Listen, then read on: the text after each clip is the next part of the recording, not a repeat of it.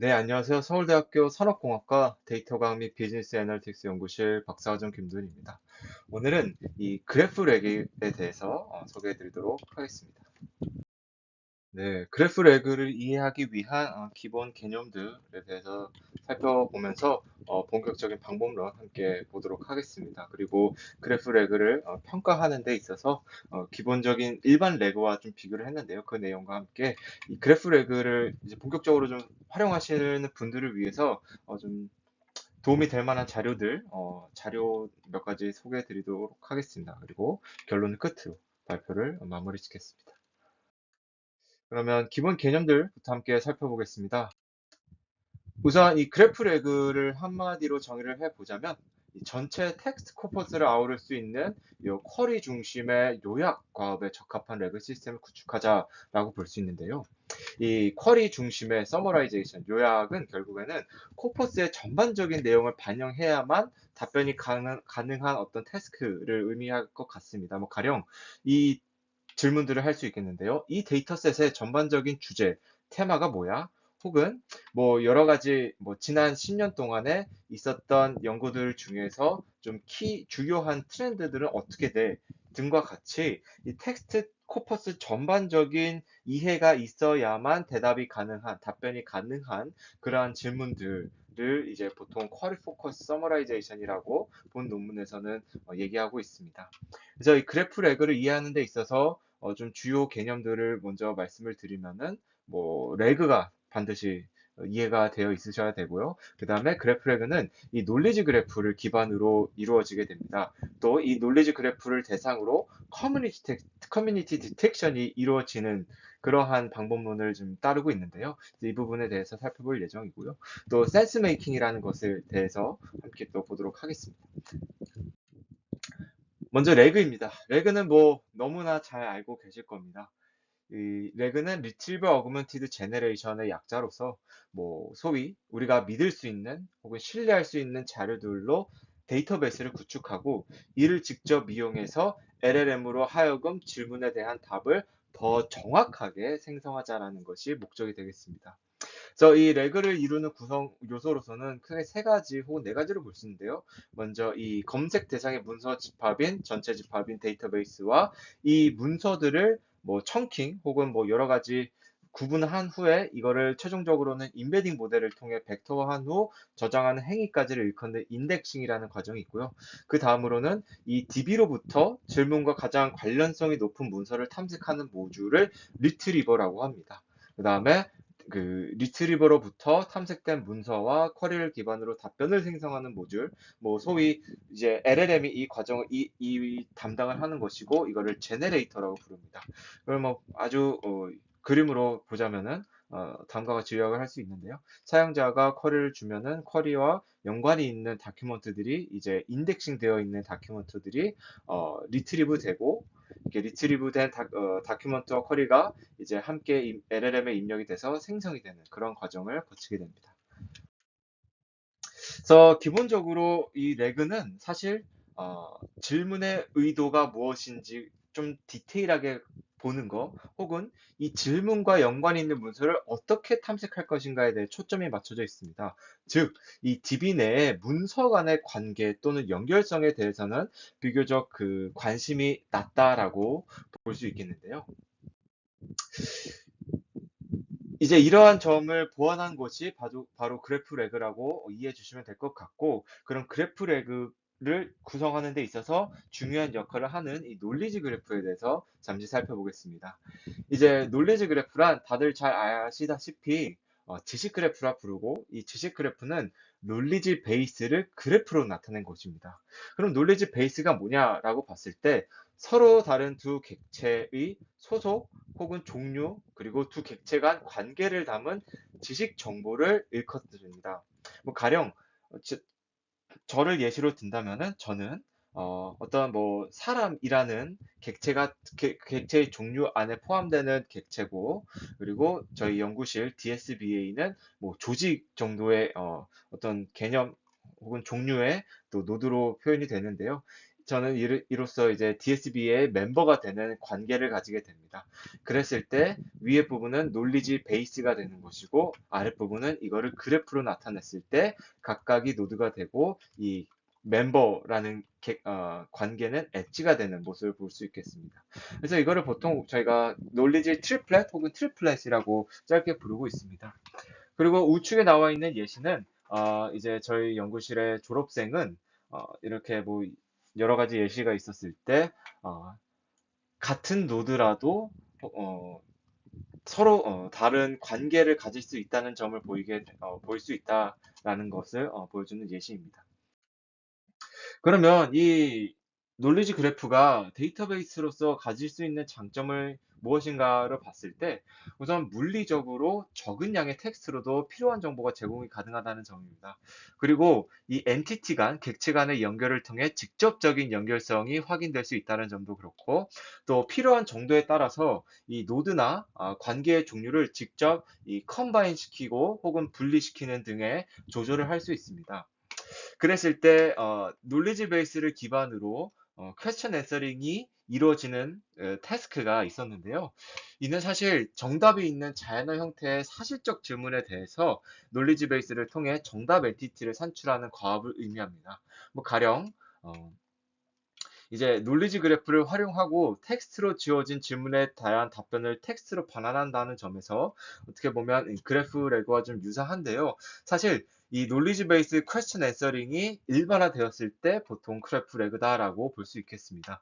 가장 큰 차이점은 이 보시는 바와 같은데요.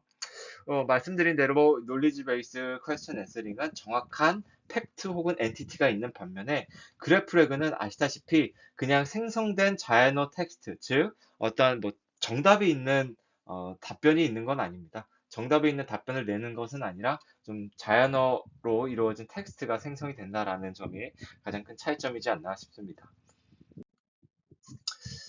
그럼 결국에는 논리지 그래프와 LLM의 관계에 있어서는 두 가지를 볼 수 있는데요. 첫 번째는 LLM으로 논리지 그래프를 만드는 것입니다.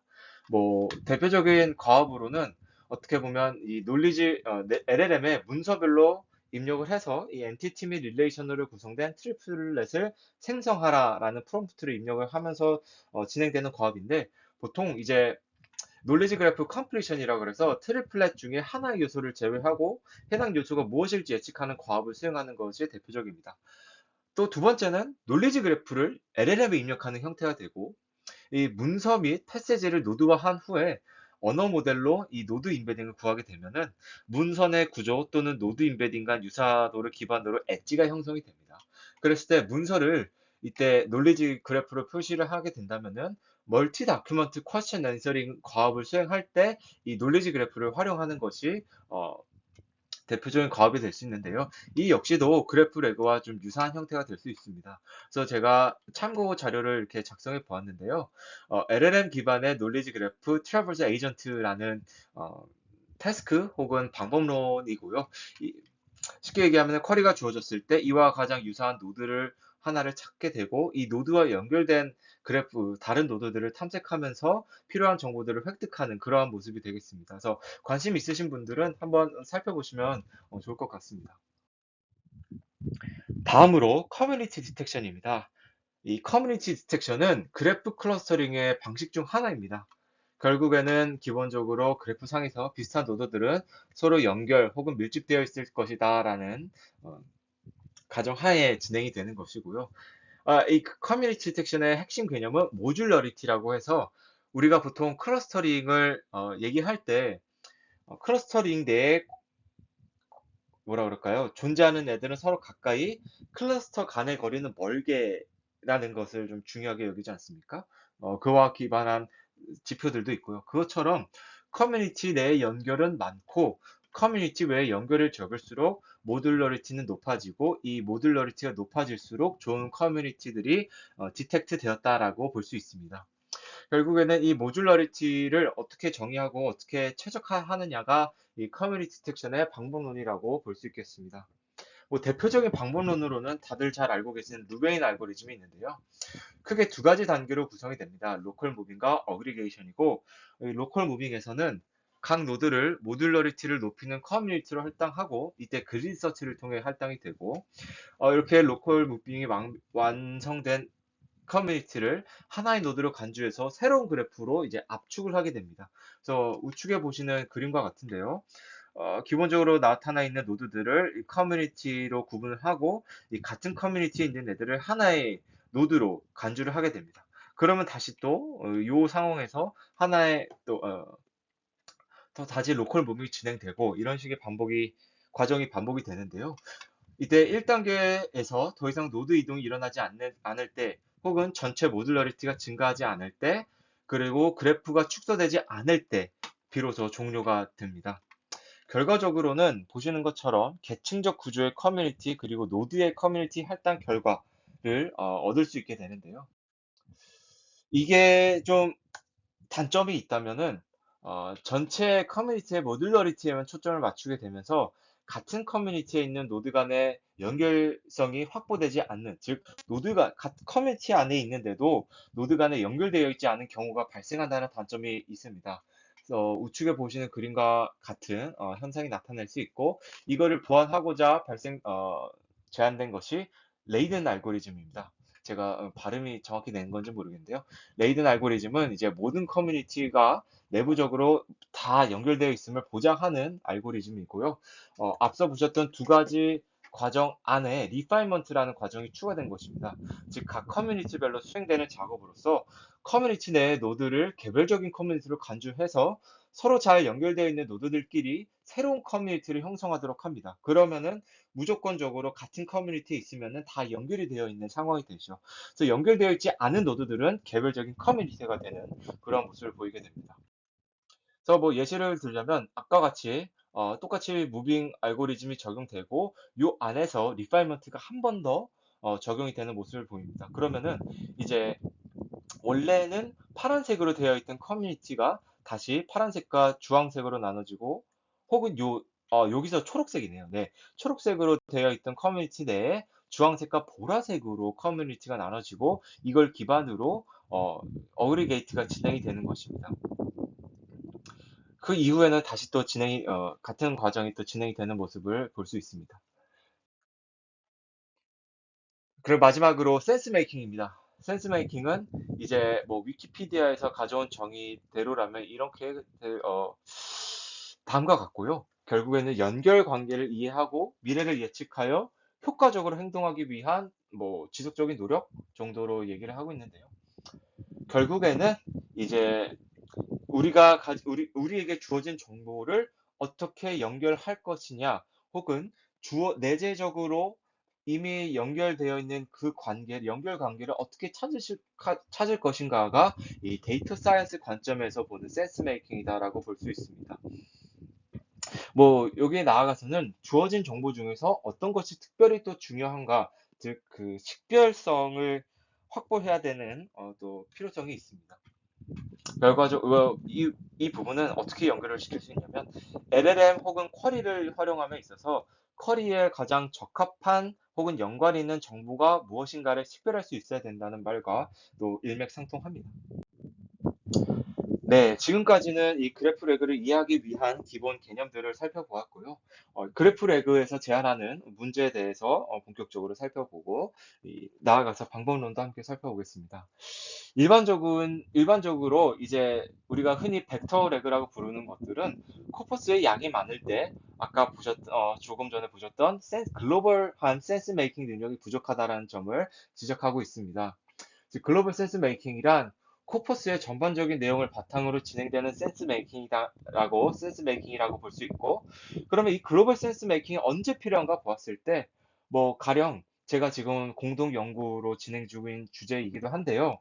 이런 질문을 던질 수 있을 것입니다. 2015년부터 2025년 동안 전기차 배터리 혹은 배터리 공정 관련 연구 분야에서 인공지능입니다. 인공지능 기술로 해결하고자 했던 과업이 무엇이고 이에 대한 예시를 알려주세요라는 질문을 던졌을 때 이에 대해 답변을 할 수 있는 그 센스 메이킹 능력이 필요한 그러한 상황이 라고 볼 수 있게 됐습니다. 그래서 이 그래프 레그를 제안하면서 전반적인 텍스트 코퍼스에 대해서 센스 메이킹을 만들어낼 수 있는 그래프 기반의 레그를 제안했다는 것이 여러분 가장 큰 기여점이고, 특히 이 이따가 실험 파트에서 보시겠지만 정답이 없는 질문의 답변을 기반으로 글로벌 센스 메이킹 능력을 평가하기 위한 LLM as a 저지 기술을 응용했다는 점도 함께 기여점으로 보여주고 있습니다. 그래서 두 가지인데요. LLM을 통해 글로벌 센스 메이킹 평가형 질문을 생성한 점과 사전에 정의한 평가 기준으로 이를 평가했다는 점을 내세우고 있습니다. 그럼 방법론에 대해서 살펴보겠습니다. 아, 그래프 레그는 크게 두 가지 단계로 구성이 됐다고 볼 수 있습니다. 하나는 인덱싱, 또 하나는 쿼리 타임, 이렇게 볼 수 있는데요. 이 인덱싱이라고 불리는 과정은 쉽게 얘기하면은 다큐멘트를 청킹하고, 청킹된 다큐멘트로부터 각각의 이제 엔티티와 릴레이션십을 찾음으로써 지식 그래프를 형성하게 됩니다. 그러면 그 지식 그래프를 기반으로 커뮤니티 디텍션을 만들어내고, 그리고 디텍트된 커뮤니티별로 커뮤니티 서머리란 요약에 대한 텍스트를 생성하게 됩니다. 그럼 여기까지가 이제 어, 레그를 위한 과정, 준비 단계라고 볼 수 있고, 그 다음에 이 쿼리가 들어왔을 때, 이 커뮤니티 서머리로부터 각각에 대해서 달리 얘기하면은 쿼리와 커뮤니티 서머리로부터 일단 커뮤니티 앤서를 형성하고, 그러면 커뮤니티 앤서들을 종합해서 최종적으로 글로벌 앤서를 획득하게 되는 과정을 거치게 됩니다. 이때 활용되는 LLM은 모두 GPT-4 터보로 진행되었다는 점을 미리 말씀을 드립니다. 우선 소스 다큐먼트로부터 텍스트를 구분하는 과정을 보겠습니다. 이 청크 사이즈가 커질수록 이 탐색되는 엔티티의 개수가 적어진다는 것을 이제 실험적으로 보였는데요. 이는 아무래도 문서의 길이가 길어지면은 엔티티 그리고 이 릴레이션들이 많이 중복이 됨으로써 좀 요약이 되는 현상이 보입니다. 그랬을 때 결과적으로 두 개의 데이터셋을 이용했는데, 하나는 어, 이 팟캐스트의 대본이고 하나는 뉴스 기사입니다. 그랬을 때 각각 모두 600토큰짜리 청크들로 100토큰씩 겹침으로써 1669개 그리고 3197개의 청크를 얻을 수 있었다고 합니다. 네, 그러면 이렇게 구성된 각각의 텍스트 청크로부터 엔티티와 릴레이션십을 추출하게 됩니다. 뭐 엔티티의 타입은 뭐 문서 그리고 활용 방식에 따라 변경이 가능한데, 내가 실제 이용했던 프롬프트의 일부를 좀 가지고 와봤습니다. 그래서 보시면은 엔티티를 어떻게 추출할 것인지에 대해서 나오고, 또 엔티티로부터 릴레이션십을 어떻게 추출할 것인지에 대해서 상세하게 지시문에 적혀 있습니다. 더불어서 퓨샷 이그젬플로 사실은 주어지게 됐는데요. 여기서는 제가 예시를 하나만 들고 하나밖에 준비하진 않았지만, 이런 식으로 엔티티가 무엇인지, 그리고 그렇게 됐을 때 관계는 무엇인지에 대해서 예시와 함께 그 프롬프트에 입력을 하게 됩니다. 다음으로는 클레임이라는 개념을 좀 추출하도록 되어 있는데요. 이 클레임은 이 엔티티에 대한 중요한 사실을 좀 일컫는 말이라고 이해해 주시면 되겠습니다. 뭐 가령 날짜라든지 이벤트라든지 혹은 다른 엔티티와의 어떤 인터랙션이 있었는지 등을 의미하는 전반적인 내용인데요. 예시를 보시겠습니다.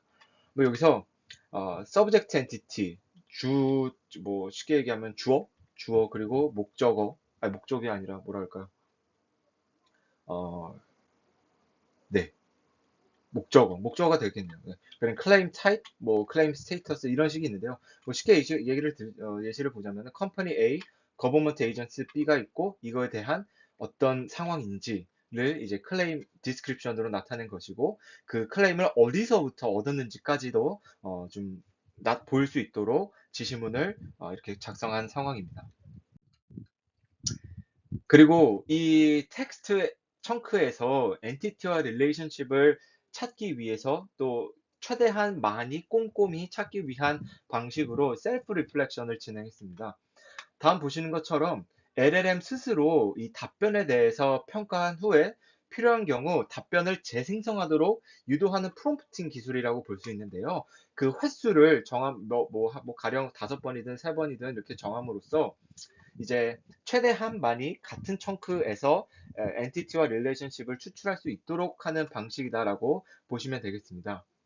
그럼으로써 아까 보셨던 이 청크 사이즈와 탐지되는 엔티티의 개수의 관계를 고려했을 때 청크 사이즈를 최대한 크게 하면서 호출 횟수는 줄어들게 됩니다. 다시 말씀드리면 청크 사이즈를 크게 하면 호출 횟수는 줄어들면서 탐지되는 엔티티 수는 원래는 적었지만 이 셀프 리플렉션을 적용함으로써 엔티티 수는 더 증가시킬 수 있도록 하였다는 점이 포인트가 되겠습니다. 네, 다음으로 그러면 엔티티와 릴레이션십을 찾으면은 이걸 가지고 놀리지 그래프를 만들게 됩니다. 뭐 엔티티와 릴레이션십이 여러 가지가 뽑히게 될 텐데 동일한 엔티티, 릴레이션십 그리고 클레임이더라도 청크마다 내용이 다를 수가 있습니다. 그렇게 되면은 아까 보셨던 이 디스크립션도 상이할 수 있기 때문에 이거에 대해서 모두 하나로 요약을 하는 과정이 불가피하다고 볼 수 있습니다. 그랬을 때 이 부분을 이제 요약해주는 프롬프트를 통해서 엔티티 그리고 릴레이션십을 각각 통일시킨다라고 봐주시면 될 것 같고요. 특히 릴레이션십의 등장 횟수로 이 엣지의 웨이트를 설정한다는 점이 좀 하나의 특징이라고 볼 수 있겠습니다. 이렇게까지 하면은 놀리지 그래프가 모두 완성이 된 상황입니다. 그럼 놀리지 그래프를 대상으로 그래프 커뮤니티, 즉 커뮤니티 디텍션이 진행이 되는데요. 어, 서두에 보셨던 레이든 알고리즘으로 커뮤니티 디텍션을 실시하게 됩니다. 뭐 지금은 보시는 거는 실제 논문에 나와 있는 투 레벨 커뮤니티를 시각화한 예시인데요. 여기서 말씀드리고자 하는 것은 좌측은 상위 레벨의 커뮤니티고 우측은 하위 레벨의 커뮤니티인데요. 우측을 보시면 사실 요 부분 같은 부분을 보았을 때 다 모두 분홍색이었던 것이 분홍색과 뭐 연두색, 초록색 더 다양한 색의 커뮤니티로 구성이 되었다. 즉 하이 레벨에 갈수록 더 커뮤니티가 다양해진다는 점을 알 수 있습니다. 자, 그러면 커뮤니티 디텍션까지 진행을 해서 커뮤니티를 찾았습니다.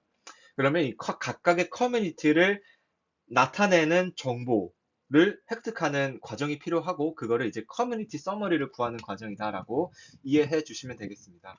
뭐 자세한 코드를 보시고 싶은 분은 이제 실제 그래프레그의 오피셜 코드 중에 커뮤니티 리포트를 생성하는 부분인데요. 이 부분을 참고해 주시면 좋을 것 같고 이제 커뮤니티의 정보를 리포트 형식으로 요약을 해준다라고 봐주시면 되겠습니다. 그래서 LLM의 입력의 길이가 제한되어 있지 않습니까? 그래서 커뮤니티의 랭크를 좀 정해서 차례대로 입력을 하게 됩니다. 무슨 말이냐? 이제 가령 가장 마지막 하이 레벨의 커뮤니티는 커뮤니티 내의 엣지 수를 통해서 그 중요도를 정하게 되는 것이고요. 상위 레벨을 가게 되면은 이 서브 커뮤니티의 서머리 길이가 짧은 것부터 입력을 하게 됩니다. 그러면 이런 식으로 이제 실제 커뮤니티 서머라이제이션이 이루어지는데요. 커뮤니티의 타이틀, 그 다음에 서머리, 이거는 실제 요약된 결과 예시입니다. 이 커뮤니티의 타이틀과 실제 서머리, 그리고 레이팅의 익스플레네이션, 실제 커뮤니티가 잘 이루어졌는지, 그리고 그 하위로 이루어진 커뮤니티들에 대한 서머리 익스플레네이션들이 또 다음과 같이 구성되어 있는 모습을 볼 수 있습니다. 자, 그러면 여기까지는 각 커뮤니티, 그리고 각 커뮤니티 안에 하위에 구성된 서브 커뮤니티에 대한 내용들까지 모두 다 구축이 된 상황입니다. 그러면 여기서부터 이제 쿼리 타임이라고 볼 수 있고요. 어, 커뮤니티 서머리들을 랜덤으로 셔플링한 다음에 사전에 정의된 길이만큼 청킹을 미리 해놓습니다.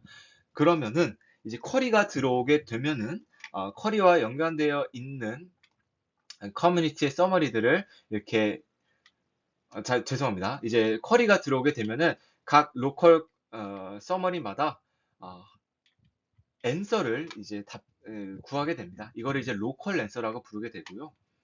그러면은 이제 이 로컬 앤서를 생성할 때 특히 이 쿼리에 얼마나 도움이 될지 100점 만점으로 스코어도 좀 산출하도록 같이 프롬프트에 입력하게 되면은 이 로컬 앤서마다 스코어가 산출이 되게 됩니다.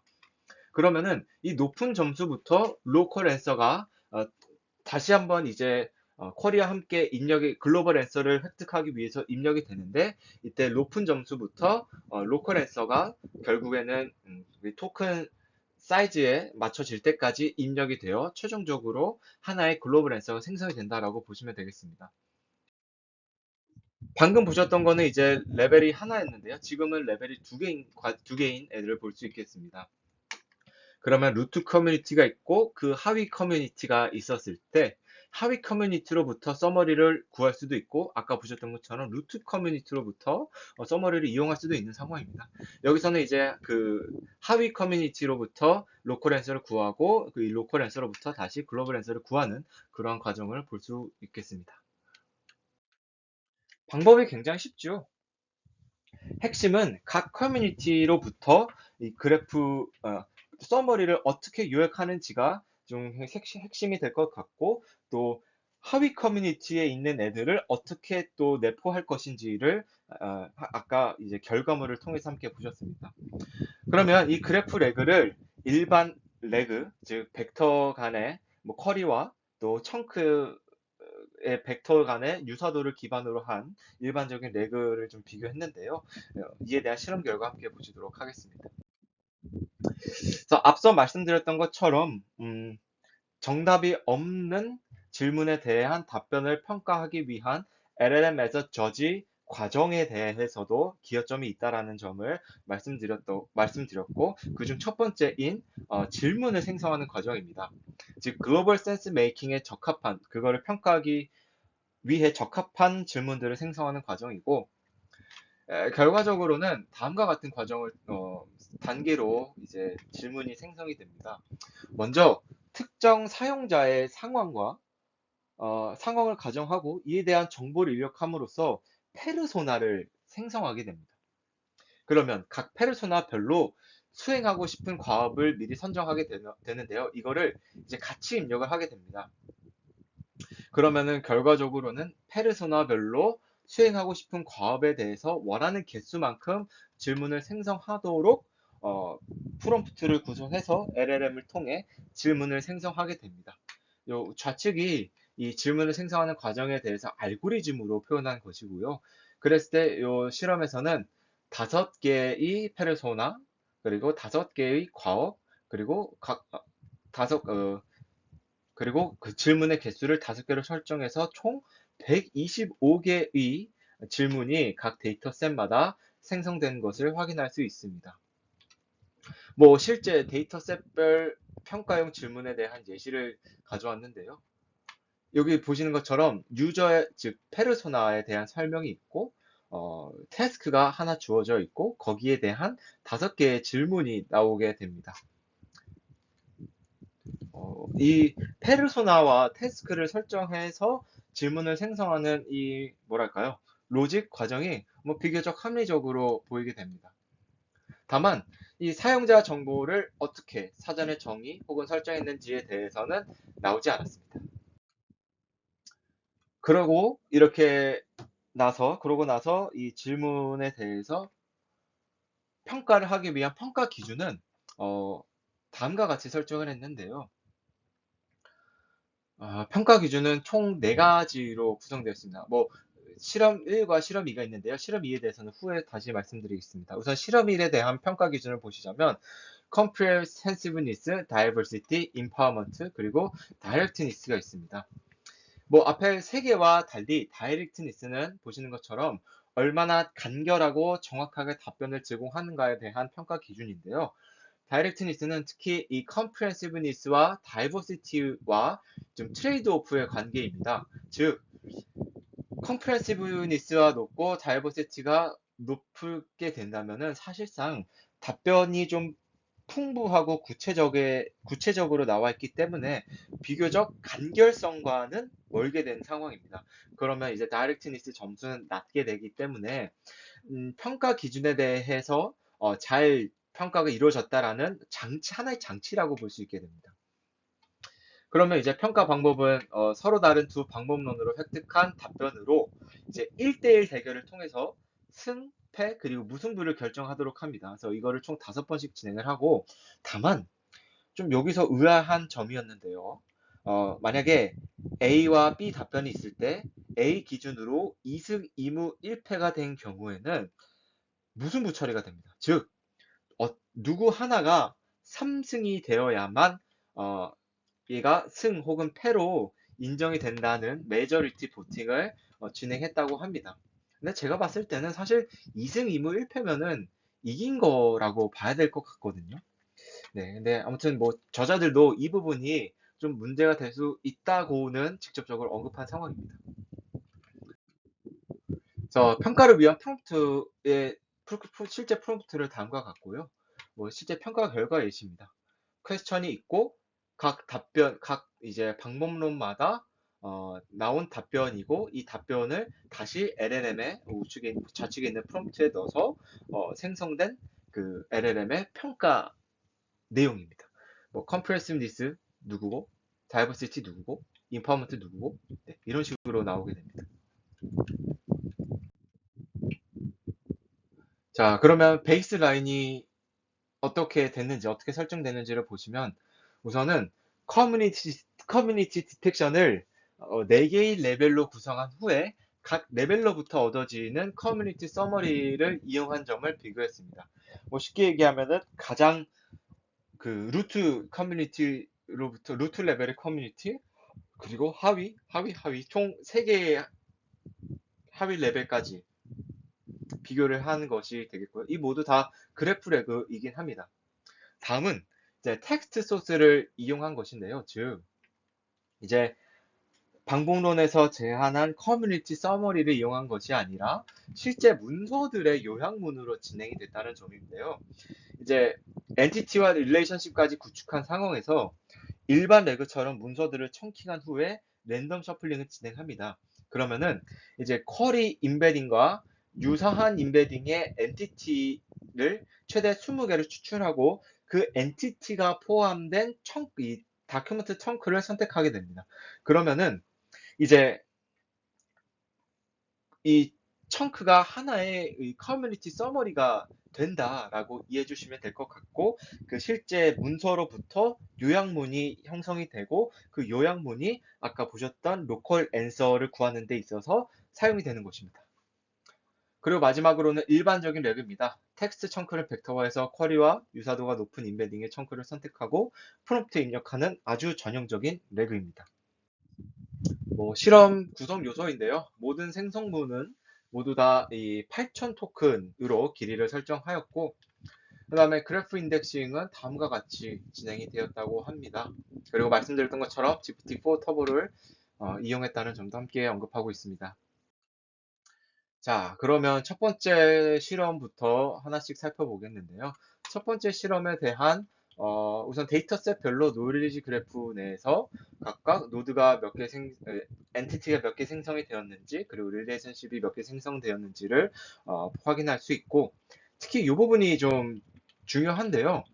각 조건별로 커뮤니티 서머리의 개수 그리고 길이를 나타낸 통계량입니다. 즉 무슨 말이냐? 아까 그 컨디션 중에서 텍스트 소스 부분이 있었는데, 이 텍스트 소스는 결국에는 모든 텍스트 코퍼스를 이용했다는 점이고, 그때의 활용된 텍스트 코퍼스의 전체 길이를 100으로 두었을 때, 상대적으로 커뮤니티 서머리가 그 길이가 어떻게 되는지를 비율로 나타내는 것입니다. 그렇게 되면은 이제 루트 레벨을 활용할수록 사용되는 커뮤니티 서머리의 길이가 줄어들기 때문에 그 비율이 가장 낮은 것이고요. 레벨이 하위 레벨로 갈수록 커뮤니티의 개수는 늘어나게 되므로 어, 이 커뮤니티 서머리의 길이가 늘어지고 그 비율이 증가한다라고 이해해 주시면 되겠습니다. 그랬을 때 첫 번째 실험에 대한 결과입니다. 먼저 글로벌 어프로치라고 하면은 4개의 서로 다른 레벨에서 얻은 그래프 레그 및 텍스트 소스까지 포함된 방법론이고요. 그 부분에 있어서 이 빨간색으로 테두리로 쳐진 부분을 보시면 될 것 같고, 이때 모두 글로벌 어프로치가 일반 레그에 비해서 컴프레시브니스와 다이버시티 기준에서 월등히 우수한 성능을 보이고 있는 점을 확인할 수 있습니다. 그리고 이 행렬을 해석하는 방법은 행에 대한 열의 승률을 보시면 될 것 같습니다. 가령 이 두 번째 부분은 SS to TS인데요. 이제 SS to TS가 17%라는 것은 SS가 열을 승률이 17%다. 반면에 TS가 SS에 대해서는 83%의 승률을 가지고 있다라고 보시면 될 것 같습니다. 그렇기 때문에 즉 이 부분을 보시면 될 것 같고요. 그렇게 되면 이제 말씀드렸던 것처럼 글로벌 어프로치가 일반 레그보다 월등히 성능이 앞서고 있음을 알 수 있고, 반면에 다이렉트니스 기준으로서는 일반 레그가 더 근소하게 우수한 모습을 보이고 있고, 이 말은 즉슨 이 평가 기준이 잘 적용되고 있음을 나타내고 있습니다. 이제 인파머먼트 기준은 이게 이 답변이 얼마나 유용한지에 대한 평가 기준인데요. 특별히 우수한 성능의 조건이 없음을 확인할 수 있었습니다. 다만 이제 루트 레벨의 그래프 레그가 다른 조건에 대비해서 좀 근소하게 약한 모습을 보이고 있다는 점이 좀 인상 깊고요. 그리고 일반적으로 이 SS와 TS, 텍스트 소스를 직접 이용하는 것, 그리고 일반 그래프 레그가 평균적으로 조금 더 우세한 모습을 보이고 있습니다. 이거는 이제 예시나 인용문 등의 좀 직접적인 정보가 주어졌을 때, 즉 텍스트 원문이 주어졌을 때 판단의 근거로 활용할 가능성이 높기 때문에 이를 이제 직접 활용하는 것을 유리하고, 이 부분에 있어서 인파워먼트가 좀 더 인파워먼트 기준으로 높은 평가를 받는 것이 아닌가 생각이 듭니다. 다음은 이제 커뮤니티 서머를 이용하는 것과 소스 텍스트를 이용하는 것에 대한 차이인데요. 이 부분은 이제 이 빨간색 쳐진 부분을 보시면 될 것 같고요. 이 역시도 컴프레시브니스와 다이버시티 중에서 커뮤니티 서머리 다이버시티 기준으로 커뮤니티 서머리를 활용할 때 더 좋은 모습을 나타내고 있다는 점을 특히 또 유의 검정을 통해서 확인할 수 있었다고 합니다.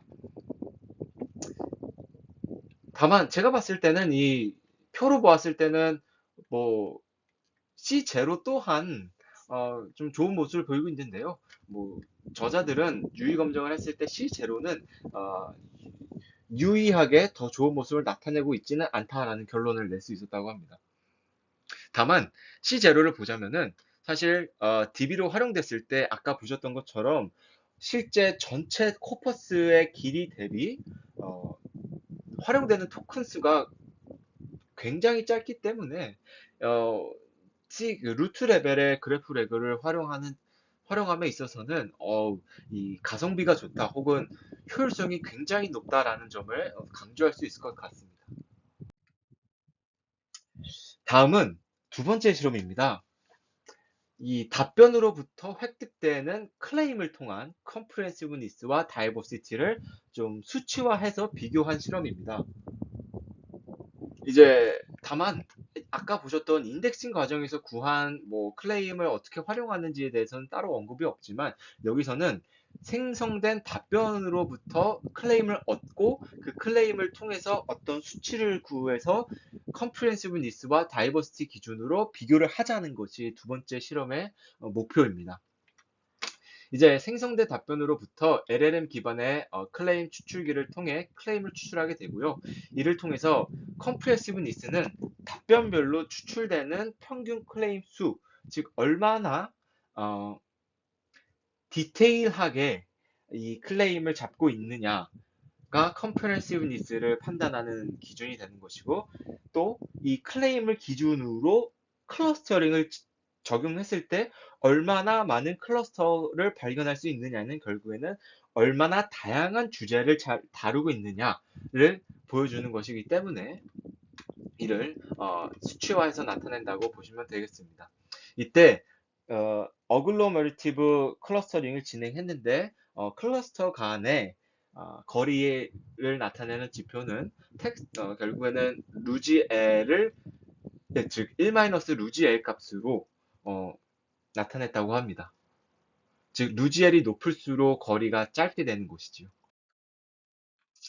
그랬을 때 요약을 해보자면은 클레임 개수를 보자면 두 데이터셋 모두 어, 글로벌 어프로치가 실제 일반적인 레그를 활용할 때보다 더 많은 클레임을 생성했다고 합니다. 그리고 클레임을 대상으로 적용한 클러스터링에서도 역시 클러스터 수가 팟캐스트 데이터셋에서 특히 더 많은 클러스터 개수를 보인 점을 강조하고 있고요. 특히 이 루트 레벨이 아닌 C1, C2, C3 레벨의 그래프 레그에서 이제는 통계적으로 특정 스레숄드에서만 유의미한 결과를 보이고 있다는 점을 얘기하고 있습니다. 다만 이제 전반적인 결과로는 유의감정 결과를 보았을 때 두 데이터셋에 대해서 요 각 조건마다 좀 유의미한 차이는 특별히 보이지 않았다는 점도 이야기하고 있습니다. 중요한 점은 이제 첫 번째 실험이나 두 번째 실험이나 같은 평가 기준, 즉 comprehensiveness와 diversity를 가지고 비교한 것인데요. 그게 잘 얼라인 되는지를 확인할 수 있는데요. 즉, experiment 1에서 승패가 확실히 갈리는 경우, 말씀드렸던 것처럼 승 또는 패가 3번 이상인 경우에 대해서 comprehensiveness 기준으로 33%, diversity 기준으로 39%가 있었는데 그 중에서 experiment 2와의 결과가 부합되는 경우가 각각 78%와 69% 혹은 70% 정도로 보였기 때문에 결과적으로는 experiment 1과 experiment 2가 잘 얼라인 되고 있다. 즉 그래프 레그 글로벌 어프로치 대비 그 일반적인 레그 대비 글로벌 어프로치에서 이 컴프레시브니스와 다이버시티가 좀 더 우세한 모습을 보이고 있다라는 점을 결론을 내릴 수 있다라고 합니다. 다만 저자들이 직접 언급한 한계점으로는 사실 일반화 성능을 구체적으로 확인하기 위해서는 보다 다양한 도메인의 코프스 대상으로 실험을 해볼 필요가 있다고 얘기하고 있고 또 평가 기준 중에 저희가 흔히 얘기하는 환각에 대한 부분도 함께 포함되면 더 좋겠다라는 이야기를 하고 있습니다. 그리고 또 이 이후에 발전되고 있지만 기존의 레그처럼 벡터를 이용해서 그래프 레그와 융합하는 하이브리드 레그가 좀 필요하지 않나라는 이야기를 하고 있습니다. 그래서 또 여기서 그래프 레그의 추가적인 뭐랄까요 더 강점으로 언급하고 있는 것이 사실 어떻게 보면 이것도 뭐 일반화의 오류라고 볼 수 있을까요? 즉 일부가 전체를 대표하는 상황이 우리가 보통 일반화의 오류라고 볼 수 있는데요. 그래서 이 부분은 방지할 수 있다라는 점을 함께 강조하고 있습니다. 즉 일부들이 모여서 전체가 되는 그런 과정을 거치고 있기 때문에 특정 일부가 전체를 대표하는 상황을 면할 수 있다는 점도 강점으로 이야기하고 있습니다. 네, 지금까지는 이제 논문에서 저자들이 다룬 내용들을 함께 살펴보았고요. 이제 이 그래프 레그를 활용하실 때 좀 도움이 될 수 있는 자료들이 무엇이 있는지 제가 간단하게 소개해 드리도록 하겠습니다. 우선은 대표적으로는 마이크로소프트에서 지금 이 연구는 마이크로소프트 리서치에서 제안한 논문인데요. 마이크로소프트 공식 GitHub와 이거에 대한 API 문서가 잘 구축이 되어 있습니다. 이 부분 이제 활용하시면서 보시면 좋을 것 같고요. 사실 지금 많은 LLM이 그러하듯 많은 뭐랄까요 파이프라인들이 좀 갖춰져 있습니다. 그 중에서 DB 그래프 기반의 DB에 좀 특화된 네오4j라는 것이 있는데요. 이 네오4j 기반으로 그래프레그가 많이 발전되고 있습니다. 그래서 많이 활용되고 있고 직접적으로 이제 네오4j에서 제공하는 텍스트북이 이렇게 나와 있을 정도로 무료입니다. 이제 여기 보시는 링크로 가시면 얻으실 수 있고 이걸 통해서 좀 그래프레그를 쉽게 활용하실 수도 있고 이제 한글로 된 위키독스도 같이 있으니 함께 살펴보시면 더 좋을 것 같습니다. 네, 그럼 결론을 끝으로 영상 마무리 짓도록 하겠습니다. 이번 영상 저희는 그래프레그에 대해서 살펴보았고요. 그래프레그는 문서 그리고 정보를 지식 그래프 구조로 저장한 후에 이 지식 그래프 대상으로 커뮤니티 디텍션 기법을 적용하고 이 그래프 구조 자체를 보존한 채 정보 검색 그리고 증강이 이루어질 수 있도록 한 레그 프레임워크다라고 보시면 되겠습니다. 그래서 일반적인 검색 증강 방법론 대비 보유하고 있는 전체 문서에 대한 종합적인 내용을 잘 검색할 수 있다는 특징이 있고, 또 평가 과정 중에서도 페르소나와 태스크에 따른 질문을 생성해서 LLM 기반으로 이루어진 LLM 에서 저지에 대해서 제안한 점이 굉장히 좋은 아이디어라고 볼 수 있었습니다. 개인적으로는 이제 문서의 본문 대비 지식 그래프가 얼마나 효율적으로 전체 문서들의 정보를 반영할 수 있을 것인가가 핵심이 될 것 같습니다. 본 방법론에서는 고정된 프롬프트로 지식 그래프를 구축하였습니다만, 사용자의 목적에 맞게 좀 더 지식 그래프를 어떻게 더 적합하게 구축할 것인가, 여러 가지 프롬프트 튜닝이 좀 필요할 것 같고요. 그리고 그것으로 통해 그래프 렉의 성능이 또 좌우될 것으로 보입니다. 또한 그래프 내에 커뮤니티의 서머리를 이용하며 나타나는 특징으로서 본 연구의 취지에 맞듯이 좀 전체 문서의 글로벌한 정보는 잘 반영할 수 있습니다만, 어찌됐든 사실 요약이기 때문에 정보들이 본문의 내용을 반영한 경우보다 아주 상세한 정보는 불가피하게 손실이 이루어질 것 같습니다. 그리고 또 말씀드렸던 것처럼, 또 저자가 제안했던 것처럼 하이브리드 스킴, 즉 인베딩 벡터를 활용하는 것이 좋은 아이디어가 될 수 있을 것 같은데요. 가령 커뮤니티 서머리까지 구한 다음에 이를 인베딩을 구하게 된 노드 뭐랄까요? 벡터라이즈 해가지고 일반적인 레그처럼 커리와 좀 인베딩 벡터 유사도를 기준으로 그 커뮤니티들을 취사 선택해서 좀 더 적합한 커뮤니티를 활용하면 어떨까 하는 아이디어가 아이디어를 제안해 봅니다. 그리고 사실 실제로 보시게 되면은 본문에서 소개되는 내용보다 좀 많은 과정들이 거치게 됩니다. 아까 잠깐 언급드렸던 것처럼 주요 엔티티를 또 선택하는 과정들이 있고, 또 본 논문에서는 나와 있지 않지만 요 드리프트라는 Dynamic Reasoning and Inference with Flexible Traversal이라는 하나의 그 전략도 좀 제안을 하고 있는데요. 이런 것도 실제 코드에서는 살펴보실 수 있으니 관심 있으신 분들은 한번 직접 보시면 좋을 것 같습니다. 네, 제가 준비한 내용은 여기까지이고요. 다음에도 더 유익한 내용으로 찾아뵙도록 하겠습니다. 감사합니다.